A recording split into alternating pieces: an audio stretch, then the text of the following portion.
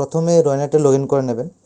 Log in করার পর ওয়ালেটে যাবেন, চ্যানেলের সাথে ওয়ালেট অপশানটা আছে, ওয়ালেটে গিয়ে others top in top out option আছে, তো টপ ইন টপ আউটে যাবেন, গিয়ে এক্সপ্রেশন লিমিট রিকোয়েস্ট একটা অপশান আছে, ওখানে ক্লিক করবেন।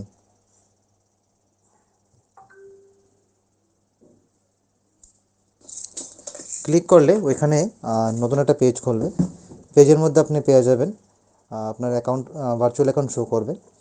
ইয়েস ব্যাংকের অ্যাকাউন্ট হবে, রয়নেট অ্যাকাউন্ট নেম রয়নেট প্রাইভেট সলিউশন, তারপর অ্যাকাউন্ট নাম্বারটা থাকবে, আইএফএসসি কোড থাকবে, ঠিক আছে। তো এখানে আপনি পেয়ে যাবেন apply account for E collect, ওইটাতে ক্লিক করতে হবে। ওইটাতে ক্লিক করলে আপনার একটা পেজ খুলবে, যেখানে অ্যাকাউন্ট নাম্বার বাগেরা অনেক কিছু শো করবে।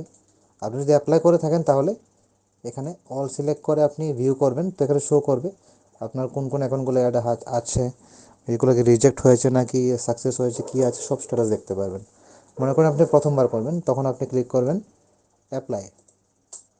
তো অ্যাপ্লাই ক্লিক করলে যার নামে আইডি তার অ্যাকাউন্টই লাগবে, তার অ্যাকাউন্ট ডিটেলস সেখানে ফিল করে দেবেন,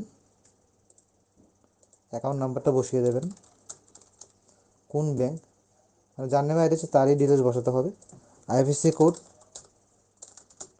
ফিল করে রিমার্কে যা কিছু লিখে এনে লিখে আপনি এটাকে ব্যাংকের পাসবুক বা ক্যান্সেল চেক যাই আছে ওইটা সিলেক্ট করে সাবমিট করে দেবেন। সাবমিট করে দিলে আপনার এখানে শো করবে এবং 24 থেকে 48 ঘন্টার মধ্যে এটা অ্যাপ্রুভ হয়ে যাবে।